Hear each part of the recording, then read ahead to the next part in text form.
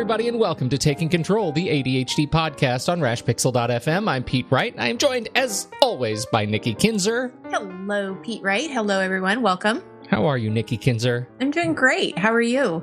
I'm doing so well. We're recording this. I feel like we have to at least acknowledge it. We're recording this on Election Day.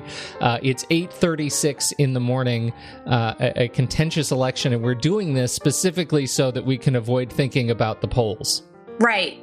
This is our distraction. It's our avoidance strategy. We don't know any of the results. By the time this airs, we won't have had time to record a new podcast. And so who knows what's going to happen. Yeah. Oh, boy. Mm-hmm. I know. It's just so much anticipation. So that's what we're doing. There is a nervous energy in the air, and we are going to talk about ADHD in the workplace, continuing our series of conversations today, prioritizing and finding focus. Before we dig in, head over to takecontroladhd.com. You can get to know us a little bit better. You can subscribe to the show right there on the website or anywhere fine podcasts are served. Of course, we would love you to subscribe to our mailing list. It will send you an email each time a new episode goes live. You can still connect with us on Twitter or Facebook at Take Control ADHD and call 503-664-4ADD to get your voice and your questions on this show. We'd love to hear from you. And in fact, we do open with this question, right? This comes from a listener. Yes. Excellent. So this came from, in my last newsletter, I asked, people to ask me questions. If you have questions about the workplace and ADHD or challenges that you want us to talk about, let us know. And Terry did that. So her response was, my challenge is prioritizing projects and staying focused doing them. I think having my email open is a huge distraction, but my work is using email for a lot of it. And so I looked at this and I thought, Terry, you just gave me the topic for next week. So this is what we're going to talk about. And I really see three things going on here. Obviously prioritizing, focusing, and those nasty distractions. But we can't talk about all three of them in depth in one podcast show. That would be unfair. And it would be really long.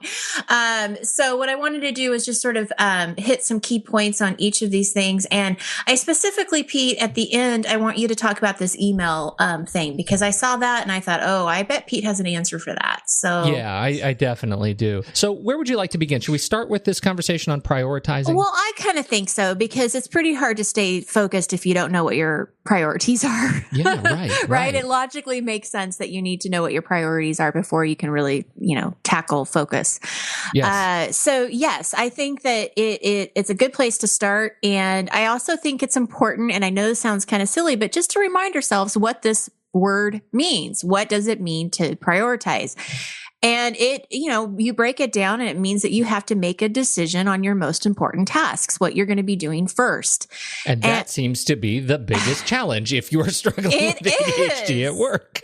It is, right? Because you have to decide. And, making decisions is not easy. And there's a lot of self-doubt on if you're making the right one. And there's also that feeling that everything is important. They all have the same importance. And it's hard to distinguish, even if logically you know that something seems more important than the other. You can still kind of figure out an excuse, right, to make the other one more important. So, I think that it's important to know what prioritizing means and why it's difficult for you. And then you can kind of start to break it down a little bit.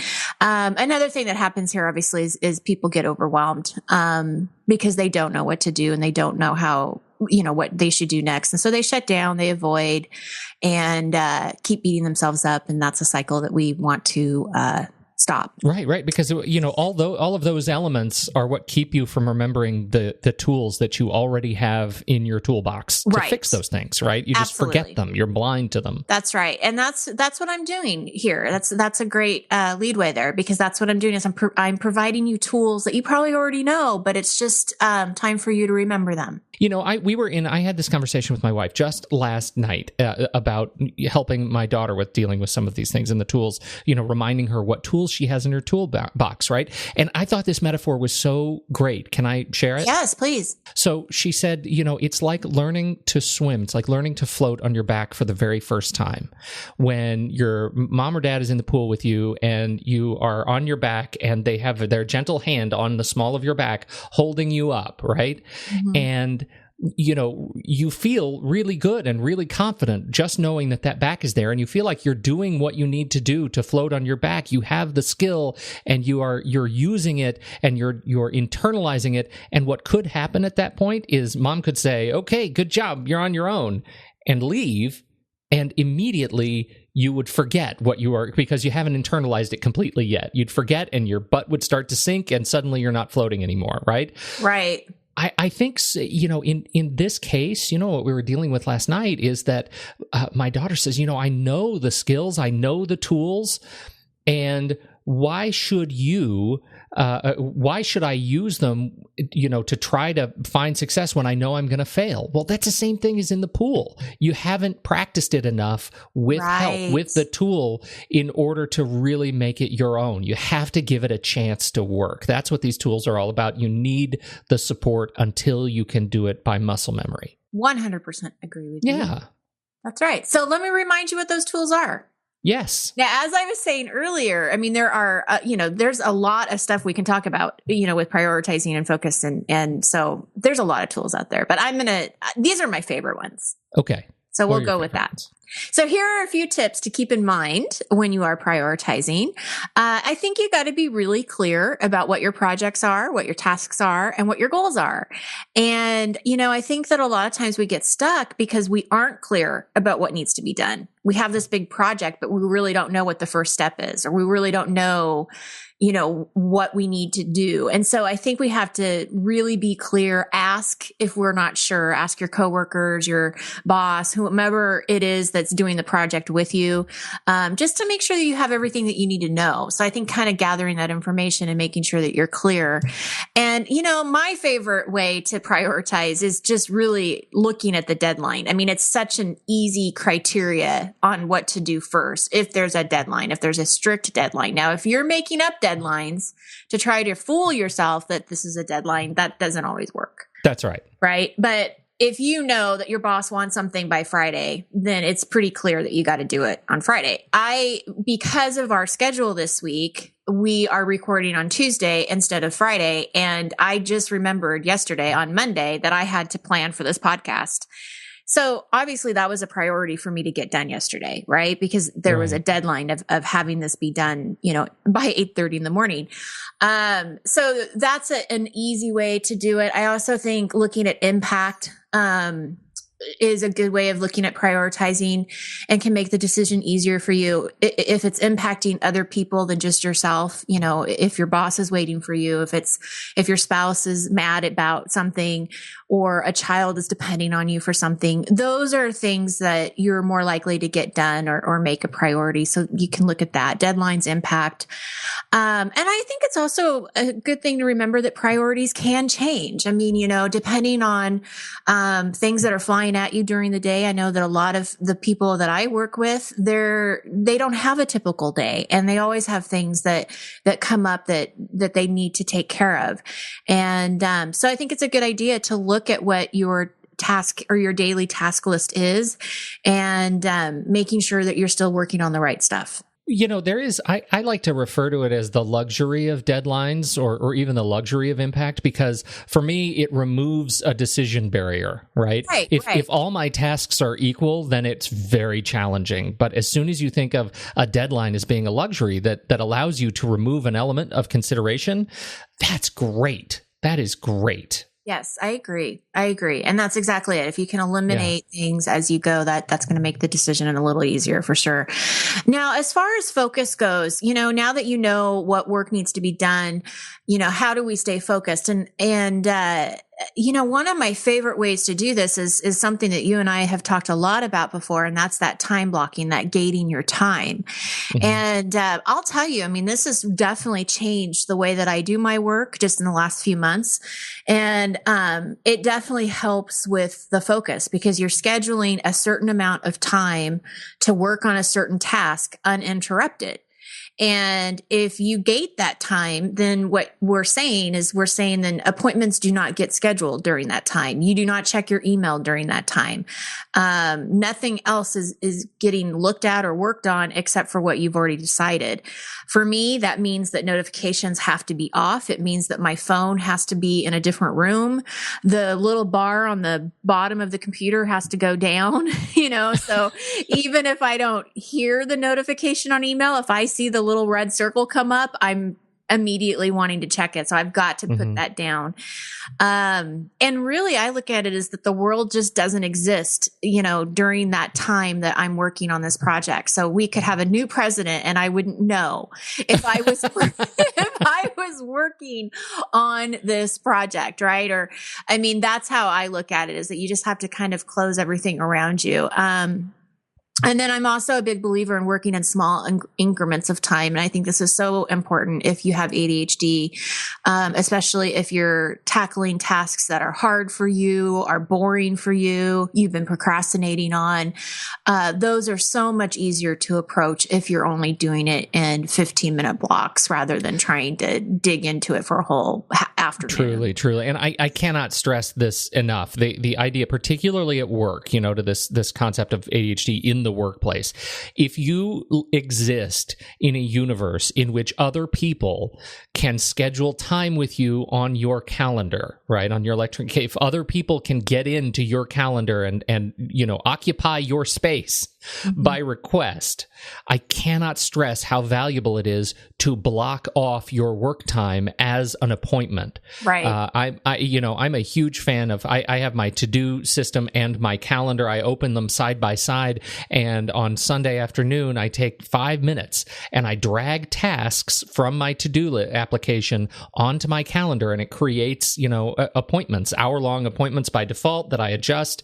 And so I book my week with the activities that were from my task list into the time, because people can book time with me on my calendar, and I'll end up with days that are 100% booked with meetings and can't get any work done for the same people that are scheduling time with me. So you're actually doing a service to others if you block your time out appropriately and are able to deliver that work to focus on it in a timely manner. I think it's a hidden gem of a secret kind of way to manage your calendar and work. Absolutely, I agree. And it's interesting because a part of my business is to develop these online courses, right? And I've got a new one coming up here very soon that I'm excited about paper organization. So everybody needs to stay tuned for that.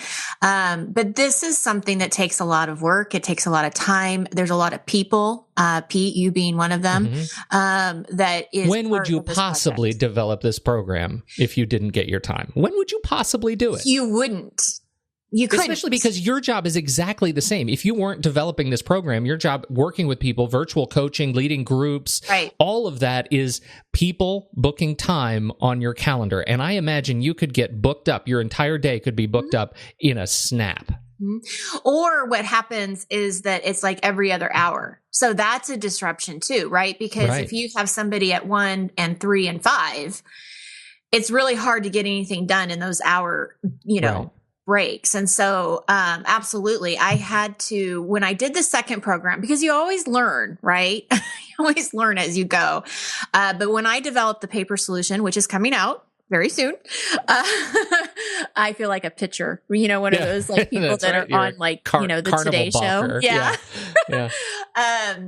But I knew that when I developed this program that I was going to have to be more strategic, and I was going to have less time to get it out. And so, I blocked one full morning during the week and one full day where I knew that was all I was going to work on. And then there was always a couple hours in the morning that I could do it during Tuesday through Thursday.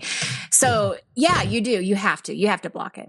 But to your point, yes, it's very important that I block that time to get it done. Otherwise, it would never get done. And that's not what I want. I want this out for the world. So,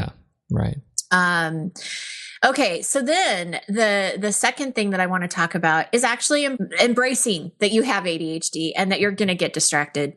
And I know that sounds kind of strange, but I think if you embrace it without always trying to fight it, there's something to say about that, right? Yeah.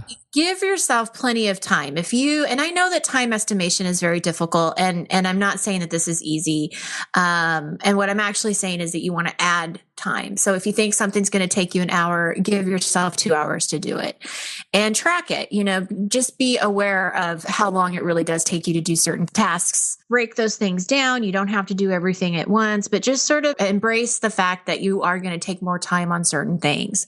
If your work permits this, I would work on different projects. If you're getting bored on something, then go ahead and switch to a different project, but being mindful that you're not ignoring the most important. I mean, that's the thing, is we don't want to avoid the most important project because we're bored. So it's a fine balance. But what I'm saying is it's also okay to switch that up a little bit. Totally. Well, and this is also easy. If you have a lot of tasks, likely some of them may have the same sort of date impact or, other people impact, right? And so you probably can jump between a couple of them knowing that you're working on them. Just don't ever try to work on them at the same time. Right. That's not good.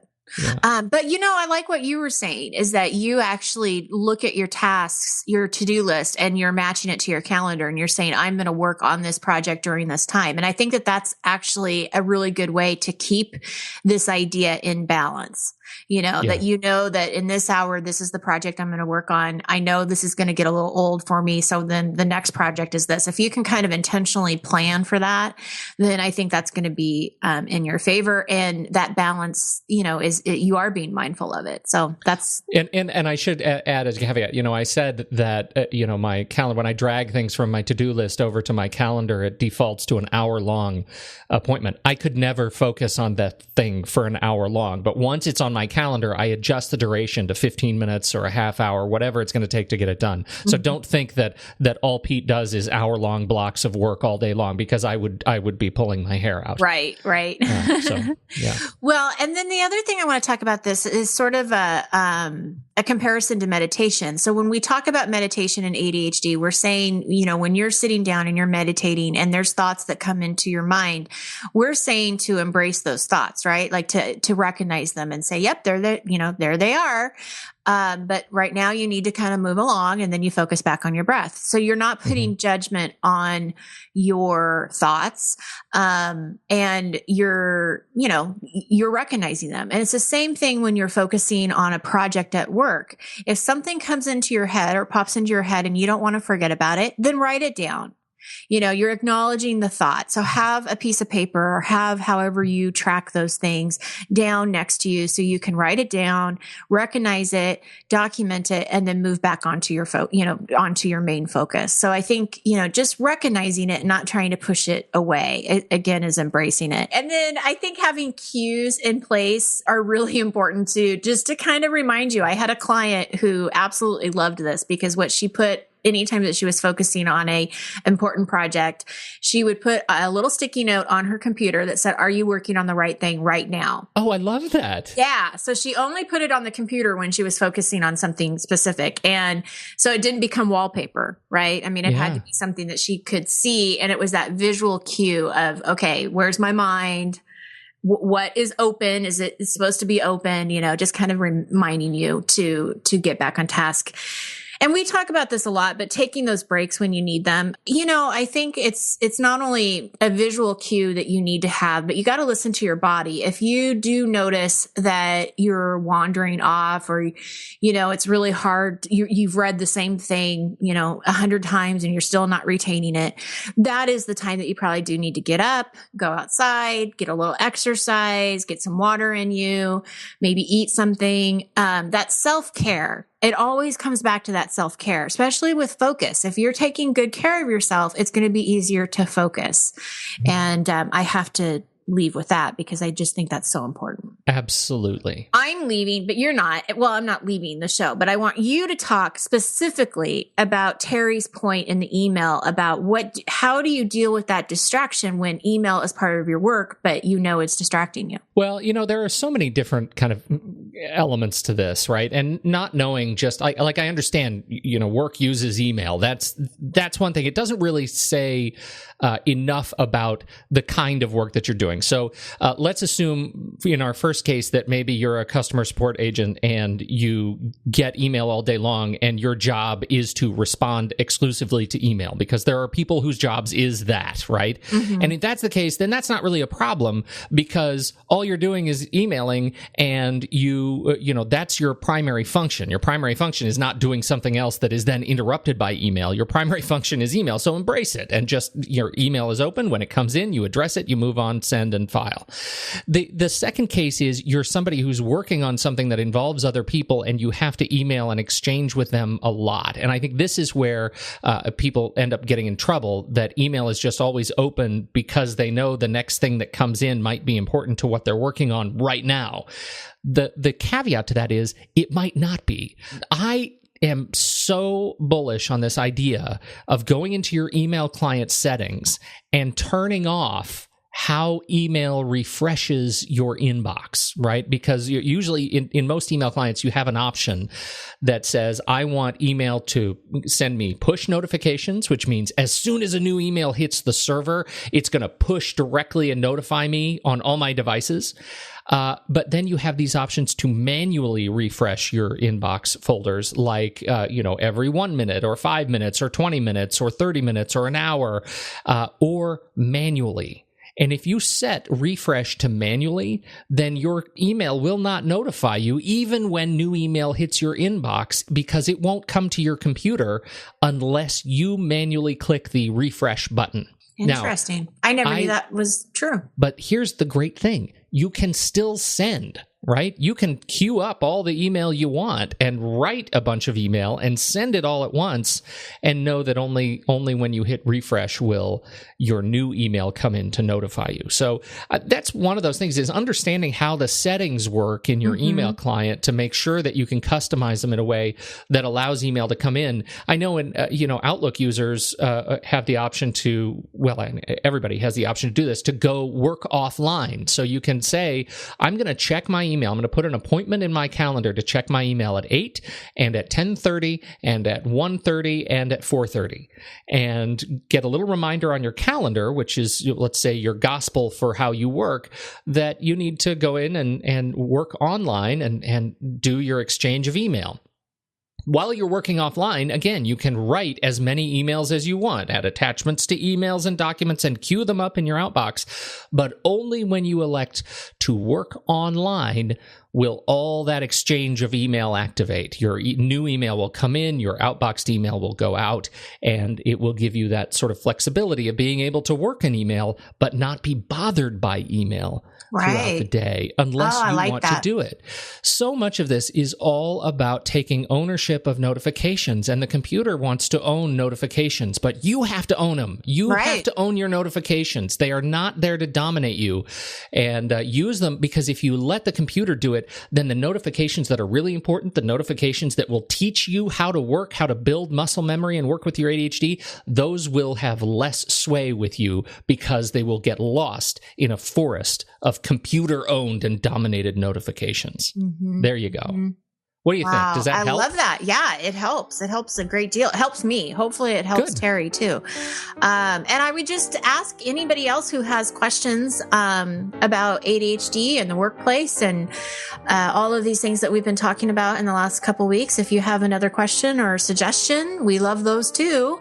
Let us know so we can share it on the show. Thank you, Nikki. I love this conversation, and I love this, bringing it back to the workplace. And I often think that I am a little bit jaded because, it's been so long since I've worked in a corporate office, but my goodness, how quickly it comes back when we start talking about it. Oh, I know. Such useful stuff. So hope it helps. Thank you, Nikki Kinzer. On behalf of Nikki Kinzer, I'm Pete Wright, and we'll catch you next week right here on Taking Control, the ADHD podcast.